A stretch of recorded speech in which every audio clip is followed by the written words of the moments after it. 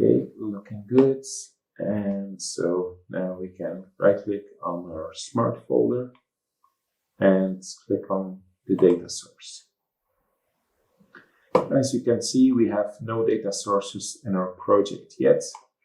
Let's change that quickly. So I'm going to add a new simple data table. And I'm going to name it element connection data or element table connection data.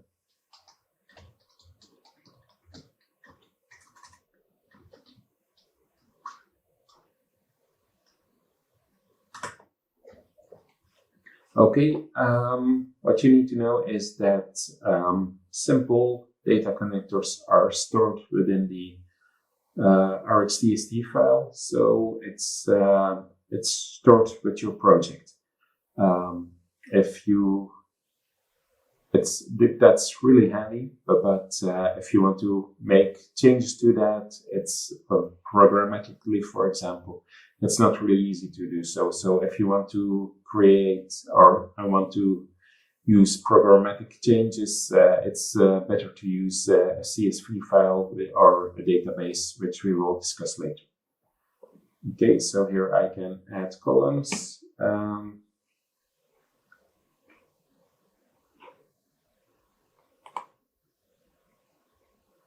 Let's see which ones I need. Okay, so I need a source parameter. I need a source instance. Need a destination element.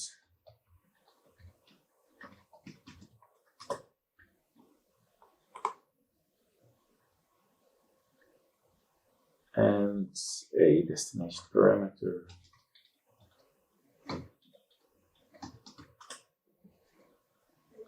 And a destination instance.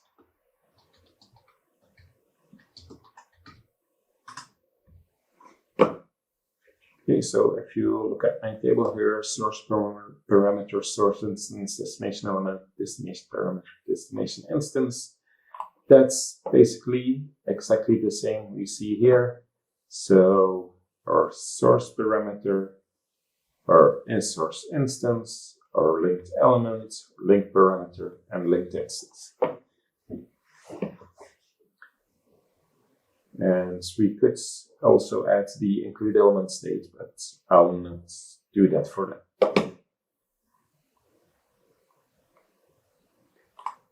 Okay, so we have our table, and now we need to fill up our table. So let's go back here. I'm going to use spy to get to the names, because then it's more easy to copy.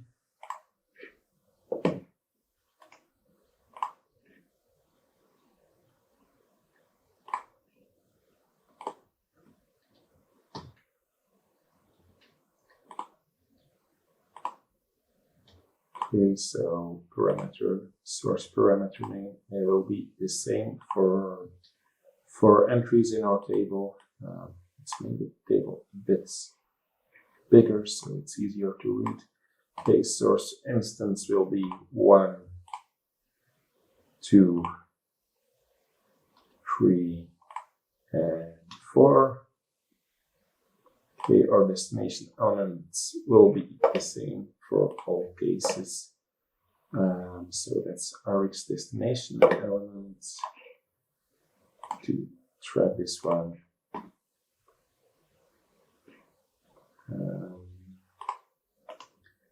Use the scalable to text.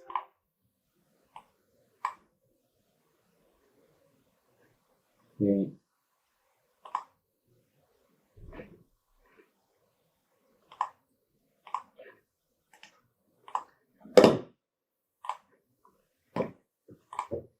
And then paste it in all of the columns.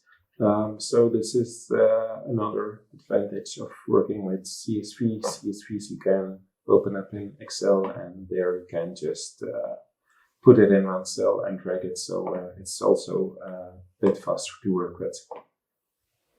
Okay, so our destination parameter is next. Track it.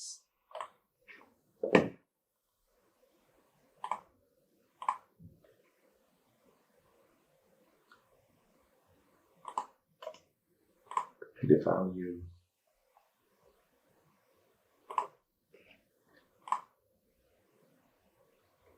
Paste it in. And our destination instance in this case is again 1, 2, 3, and 4. 1, 3, and 4. Okay, so basically that's our data set we want to work with.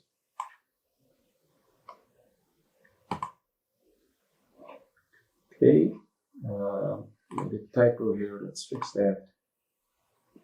Create table links. And in order to create all of our links, we will still need to duplicate. So I'm going to add in a duplicate, but we have a bit of a difficulty here. So our first instance, we just want to create that because we'll have nothing yet. And then for the next instances, we want to start with duplicating that previous line. So what I'll do is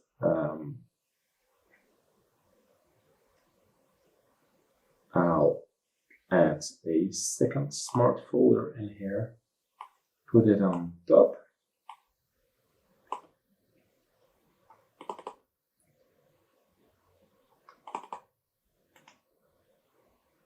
Okay, rename it, say duplicate.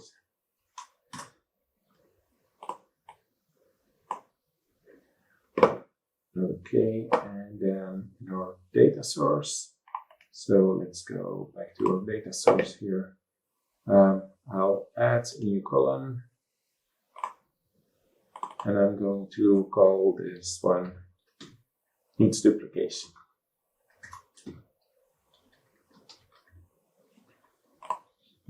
Just for the first row, it's no. And for all the other ones, it's yes.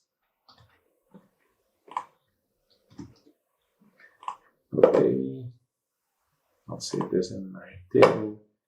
And now on my duplicate smart folder, I can set a condition.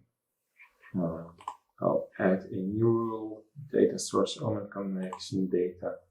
Deduplication is equal to yes. So it's saying here, run this test container if all of the following rules are matched.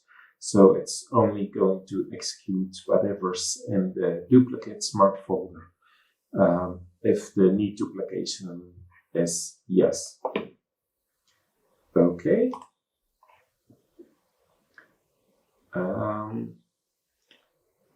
I think that's most of it. So let's have a try to run. I'll clean up first, so set the first one to none and clear everything. Probably I can just close it off because I haven't saved it yet. We open up the element connections again, our source element, and that's blank. Okay. So I should be able to run my test case.